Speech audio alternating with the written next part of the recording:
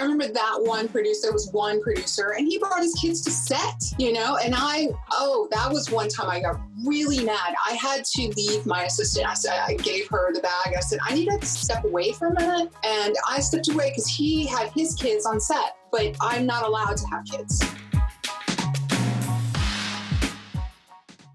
Shh. Welcome to the Secret Life Podcast. Tell me your secret. I'll tell you mine.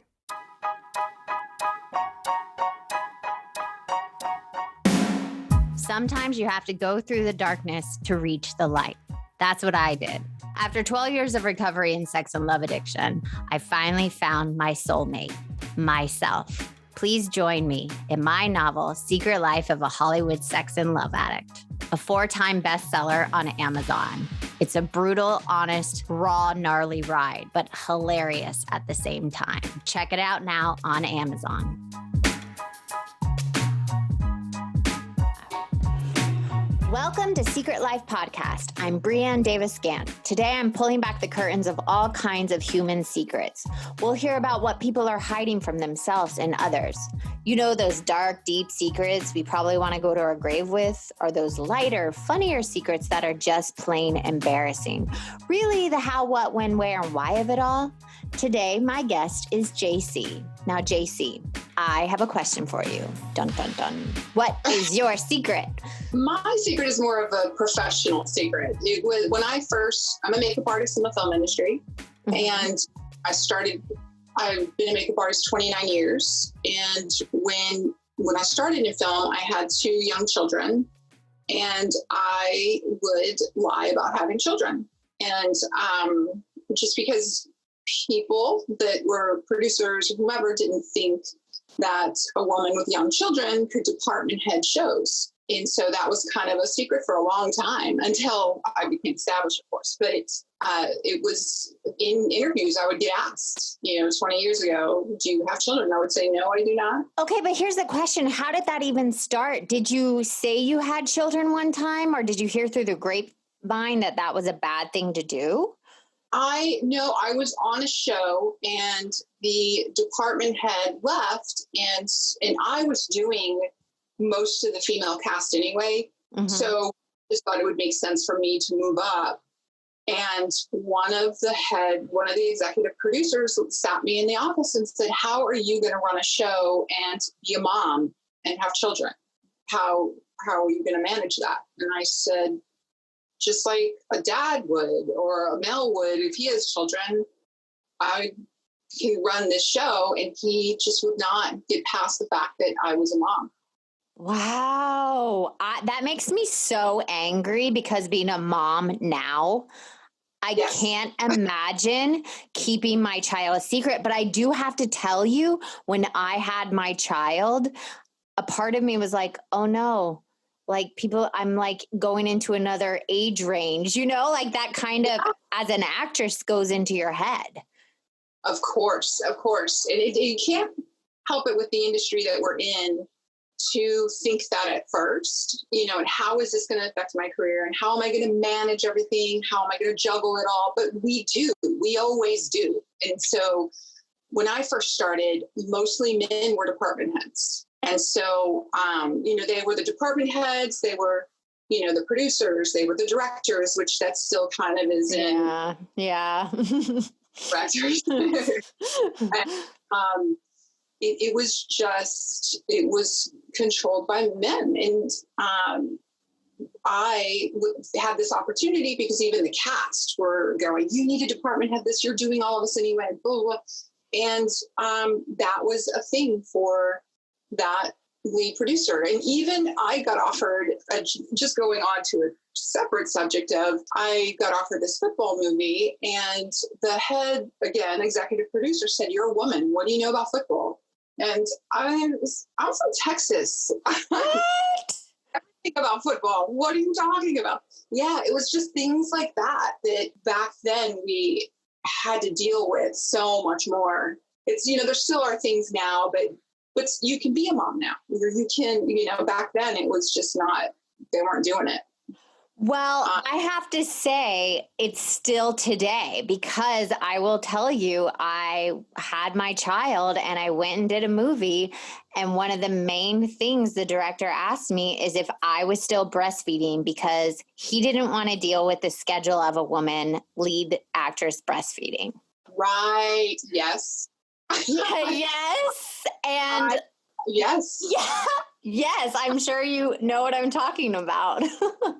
I do. And I thought that was the craziest thing I'd heard. I looked at him. Yes, I was going, are you serious? I forgot about that. And when you just mentioned that, it just all came back. And I was kind of in shock when that was said, because I can't do my job and be breastfeeding, but I was already in the process of stopping breastfeeding, but it just made me like ashamed a little bit. And I had this, 2 weeks to get ready for this movie. And if you've ever breastfed, my listeners, to stop breastfeeding is very difficult. Yeah, it is. It is. And I forgot that story, and that's not that long ago either, Oh, my kid is 2 years old. Yeah. I remember when he said that, and I just was going, this is not what are you talking about? That was crazy. Yeah. So, I guess every generation of women is still having to deal with those kind of questions. And, I think I lied about having children for about 2 to 3 years.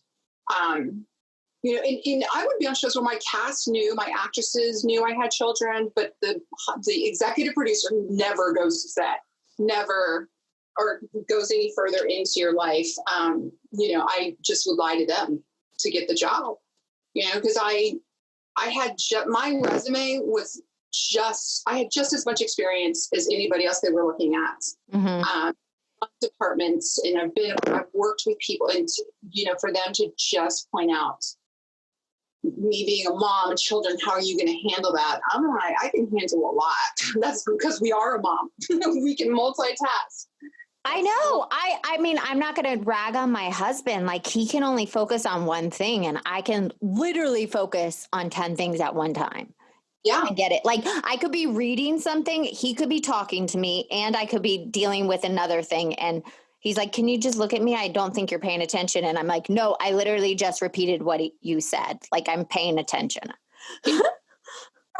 God bless them. God bless them. So this went on for 2 or 3 years. Were you asked it a lot, or just like when you did your job interview? It would be when I did the job interview, and that was just during the hiring process. And then I remember one time I lied and said I don't have children, and the producer said, "Well, don't you want children?" What are you saying here? What are you? And why are we talking about children? We should be talking about my resume. But what did you say? What did you say to that? I said, of course. I said, of course I want children, and so, but I became so good at those interviews and navigating it back to my experience or my resume, or, it was crazy. It was crazy, but I became very good at just deterring away from that after answering the no, I don't have children, and yes, of course I want to have children one day. Back to let's talk about my resume. Okay, so do you remember the moment you finally admitted you had children during an interview? I do. I'm trying to think of what the name of the project was, but it was a pilot. And he asked, and at that point, my resume was stacked, and I'd worked with a ton of people, and I had a ton of films under my belt. And that was one of those moments where, and I was an actor request. Ooh, so, that's good. That's always a good one. Yeah. So I had a little bit of, power on my side to be able to say my truth. And I did. I said, yes, I do. It was a female and a male. And luckily the female was like, what does it have to do with anything? So luckily I was in an interview with both of them. But again, the female producer said, you realize our lead is requesting her. So we can't say anything. And I was going, yeah, all right. And then after that, I just obviously started saying our kids and talked about them freely in the trailer and, around people, if people asked, But here's my question. Once you start lying about something like that, or even those little lies, every time you were telling the truth, did you get nervous again? Was it like automatic, or did you kind of just like shed your skin and you're like, I'm free? A couple of times after that, when there was a pilot and then I went on to a film that I was a director request, but I wasn't an actor requesting. So I felt a little bit less confident, but I started saying it because I hit a point where, I started in this business really young. And so I was still just trying to figure out my voice and my power and who I was, and, just in life outside of film. And so I hit a point in life where I went, I'm going to say my truth. And I just want to I'm a mom, And so, and you would think that being a mom, I feel like me being a mom makes me care for my actors more. Like I genuinely care about them and their day and what's going on, rather than being selfish. Yeah. And I feel like that has helped me. I've had actors tell me, you're a mom. I can tell you're a mom, because I'm emphatic towards people and I have empathy and realize that there's so much more outside of this industry than just being, movie people, or TV people, or it's, we're kind of humans that need to take care of each other. No, I definitely felt that when we worked together, that you have this caring aspect. And I think especially in the makeup chair and hair, you need that as an actor. You need someone to be caring for you, because it's such a brutal schedule. You're working with all different types of personalities, and you need to be able to sit in that chair and just vent, or not be talked to, or kind of do you need a call? So I appreciate that aspect of you. Yeah. Oh, thank you. Yeah. It's because we spend so much time together, and sometimes the days are awful, it's awful. And it's, sometimes you just need that person that's with you going, I care, I really care, so that's just come from being a mom, and caring about people that are in my chair. And so then I started realizing, as the years went on in this industry, I started realizing that's a positive, and that's a good aspect to have. And that's when I just really stopped lying about having kids. And I remember my kids and I were young, and I was on a show where they were just, you're a mom, you can't run a show, blah, blah, blah. And we were in Whole Foods, and I saw the producer, and I grabbed my kids and ducked into an aisle. And I was trying to get out of that store.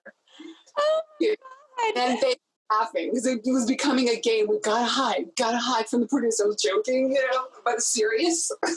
How old were your kids at that time? About 6 years old. About 6. So they saw it as a game. They're like, oh, let's hide.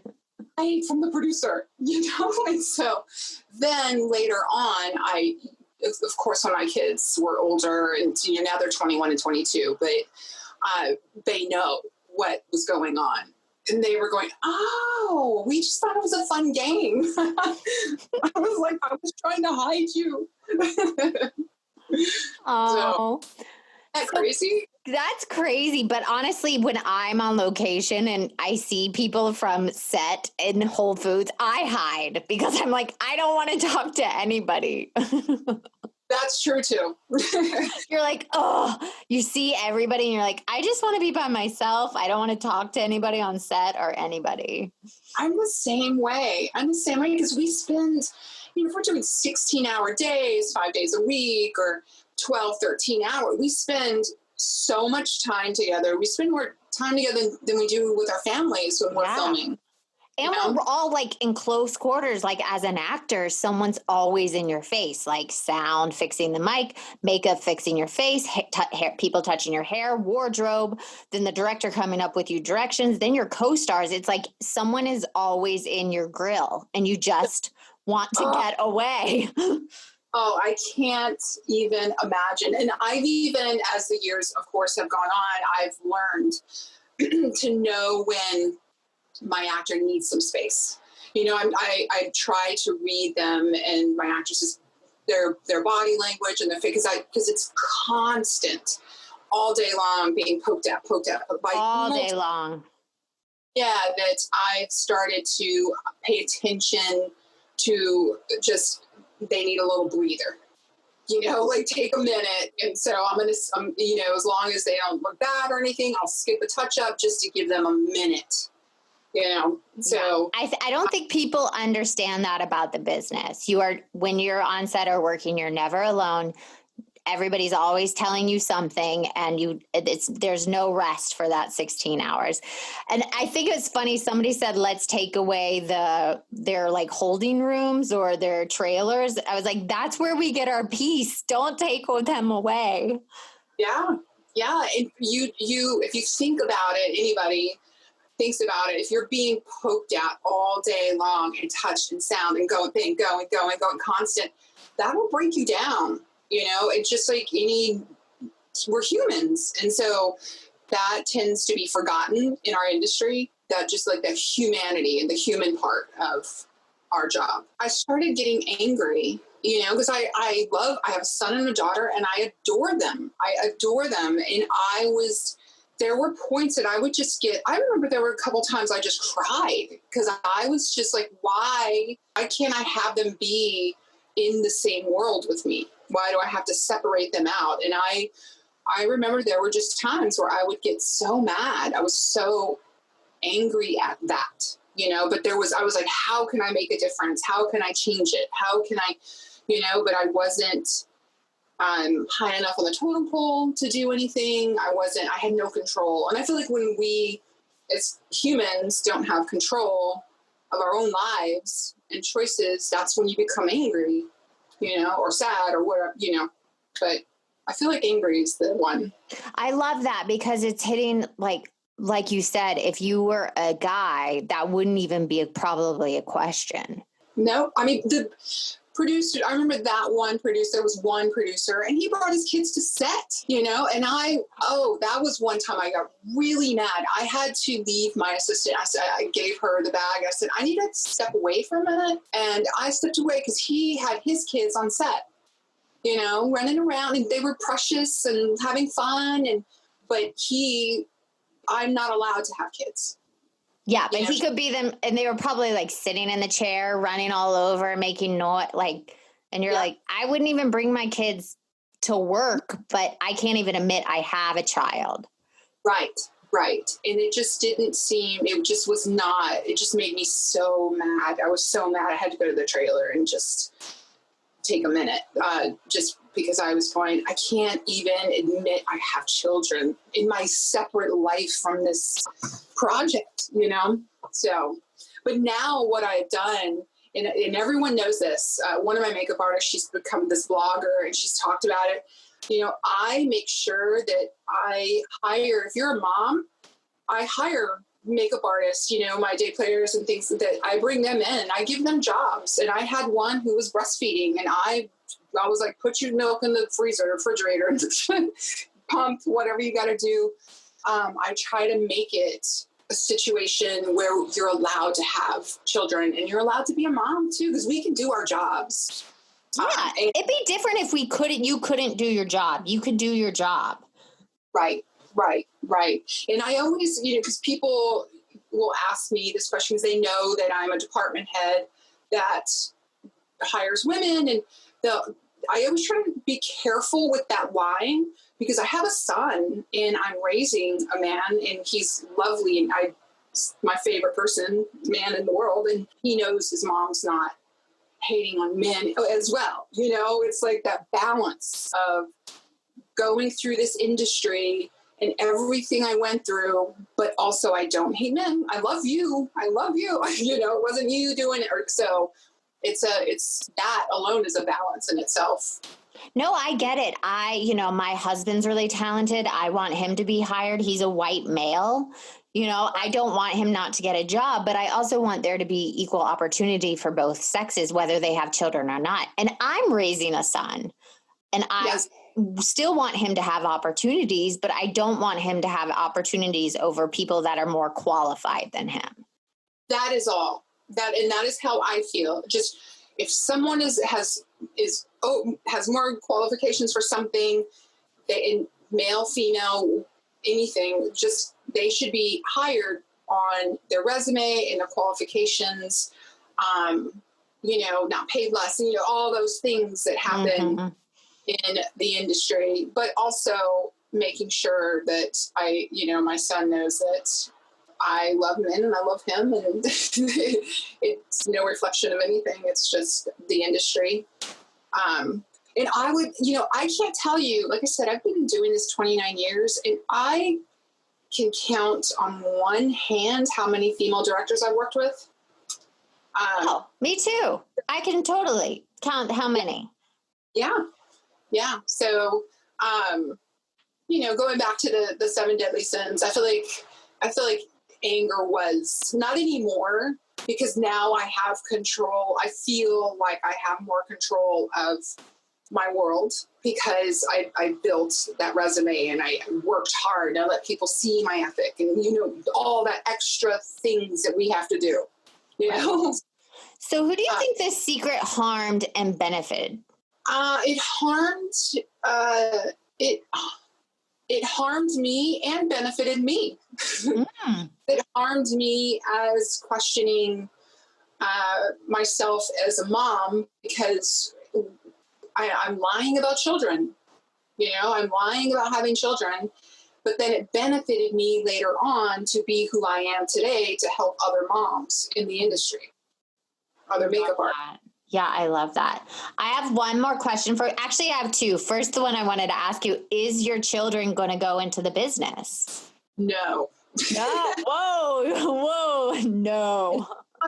Me, that I'm saying the no as my daughter. She's, no, they are doing completely things outside of this business. And, because I even asked my daughter, I now that she's older and she was in college and she needed money and stuff like that, and I was doing these little commercials, and so I would bring her with me as my assistant, and because she knows makeup, she knows continuity, but she's grown up in this industry, and she was just like, I don't like these hours. They're long. My son, he's a builder and he wants to be an architect, and he's in college and he's doing his own thing, and so but they both, she literally was like, you work too many hours. I was like, I know. But you have to love it. When you love it, even though the hours are long, you still love it. Like, you go home exhausted and then you want to get up for the next day.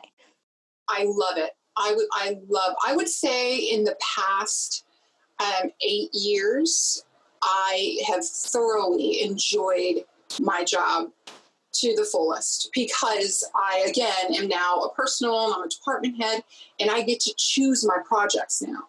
Before I was a mom and single, and I was trying to make money and just take everything and do anything and work for directors who were awful, and mean. And now I get to choose my projects. And if I'm on something, I chose to be there, and I get to choose the teams, and that they're in the trailer, with my actors. And so I love my job, especially now. Well, I feel like you already answered the last question, how you move forward in the future, because you're already helping other moms, especially breastfeeding moms. But is there anything else you want to say? No, I just, I feel like everything that I've gone through, and just seeing the change of the industry, even though there needs to be bigger, just we're progressing, hopefully. We'll keep progressing. And then we'll start going into those department heading, producing, developing projects that we can. And again, if a male has the bigger resume than a female, then go with the male also. I believe in that. Just we can control the quality of what is being hired around us, to create around us, because that's what we're all doing. We're all creating, and we love it. And we get to, just as we move up, we get to make those choices, And if you want to be on the show, please email me at secretlifepodcast@icloud.com. Until next time.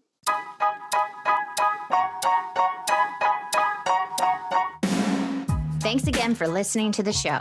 Please subscribe, rate, share, or send me a note at secretlifepodcast.com. And if you like to check out my book, head over to secretlifenovel.com or Amazon to pick up a copy for yourself or someone you love. Thanks again. See you soon.